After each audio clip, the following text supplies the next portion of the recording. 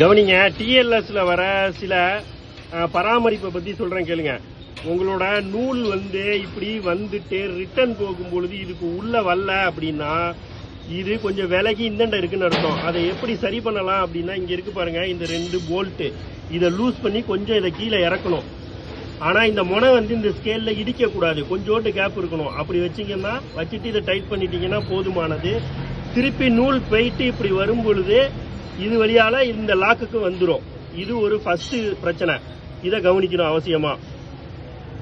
கவனிங்க, இந்த lock plate இருக்கு இல்லையா, லாக் பிளேட் இங்க பாருங்க, இதுல இருந்து ஆரம்பிச்சு இதுதான் நூலை லாக் பண்ணுது. இதுல இருந்து இது வரைக்கும் சமமா இருக்கணும்.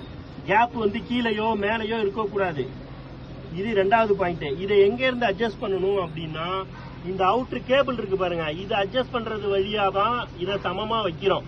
இதை எப்படி சமமா வைக்கணும்னா, இது இன்னர் பார்ட், டிஎல்எஸ் ஓட இன்னர் பார்ட்.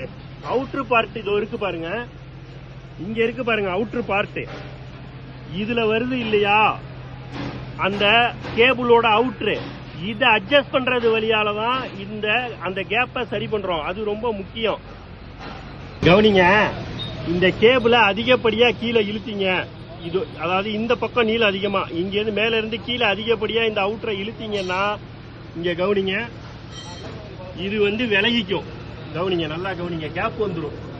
இப்ப கேப் வந்திருக்கா, நூல் பிடிக்கிற இடத்துல இந்த மாதிரி கேப் வரக்கூடாது.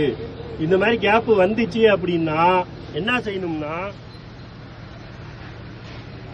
இந்த அவுட்டர் இருக்குல்ல, அது ரொம்ப கீழே வந்திருக்கு, அதனால அங்க பிடிச்சி இழுக்குது. இதை கொஞ்சம் மேல ஏத்தணும், ஏற்றி அதை சமமா படிய வச்சுக்கணும். சரிங்களா? இப்ப இதை மேல ஏத்தணும். இது மேல ஏத்தி அதை சமமா படிய வைக்கணும். இந்த பாயிண்ட் நல்லா புரிஞ்சுக்கணும் அவசியமா. இது மாதிரி இதை அட்ஜஸ்ட் பண்றீங்க அப்படின்னா நீங்க அட்ஜஸ்ட் பண்ண தேவை இருக்காது. நாங்க கம்பெனில வச்சு கொடுக்கும் போது சரியான அளவுல தான் வச்சு கொடுப்போம்.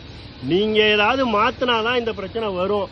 அந்த மாதிரி ஏதாவது சூழ்நிலையில மாத்தினீங்க அப்படின்னா இந்த ஒட்ட ஸ்பேனர் வச்சுக்காதீங்க, இந்த மாதிரி 2 ஸ்பேனர் வச்சுக்கிட்டு டைட் பண்ணுங்க. அது ரொம்ப முக்கியம். அதுல அவுட்டர் கேபிளோட அட்ஜஸ்ட்மெண்ட் எல்லாமே இந்த புடிமானம் இருக்கு இல்லையா, இது நூலை பிடிக்குது இல்ல, இந்த கிளிப்பு சமமா இருக்கணும், படிமானமா இருக்கணும். அதுதான் ரொம்ப முக்கியம். அதான் லாஜிக், இங்க அதை புரிஞ்சுக்கணும்.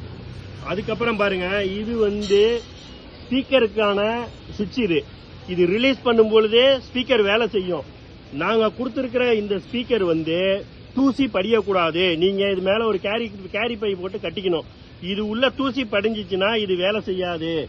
இதை நிரந்தரமா பிரச்சனை இல்லாம இருக்கணும்னா இதை மாத்தி வேணா நீங்க டிராக்டர் கிட்ட வேணாலும் வச்சுக்கலாம், எலக்ட்ரீஷியன் கொடுத்துட்டு. அப்படி இல்லைன்னா இதுல ஒரே கவர் போட்டு பிளாஸ்டிக் கேரி பைய போட்டு கட்டி தூசி படியாம வச்சுக்கணும். சரிங்களா? இது 2வது. இதுவும் ஒரு பாயிண்ட். அடுத்தது பாத்தீங்க அப்படின்னா, நல்லா கவனிங்க, லோட் ஆனதுக்கு அப்புறமா இந்த டிஎல்எஸ் வேலை செய்ய வைக்கிறது இந்த பகுதி தான். இதுதான் போய் இந்த ஸ்கொயர் ராட குத்தி கேபிள நூலை விளக்க வைக்குது. நல்லா கவனிச்சிங்க. அப்படி இருக்கக்குள்ள இந்த ஸ்கொயர் ராடுக்கு ரொம்ப கட்ட சின்னதாக்குறேன்னு சொல்லி இந்த இடத்த குறைச்சிங்க அப்படின்னா இந்த சிஸ்டம் வேலை செய்யாது. எப்படிங்கிறதையும் நான் சொல்றேன். நீங்க அதை ரொம்ப அட்ஜஸ்ட் பண்ணீங்கன்னா ஸ்கொயர் ராடை தள்ளாம கீழே இறங்காது. ஸ்கொயர் ராடை விட்டு சைட்லயே நின்னுக்கும் இந்த லாக்கு. அதனால ஓரளவுக்கு தான் அது நீங்க நெருக்கலாம், ரொம்ப நெருக்க கூடாது. இதை தவிர வேற எந்த பிரச்சனையும் டிஎல்எஸ்ல வராது. இதை தான் நீங்க பாத்துக்கணும்.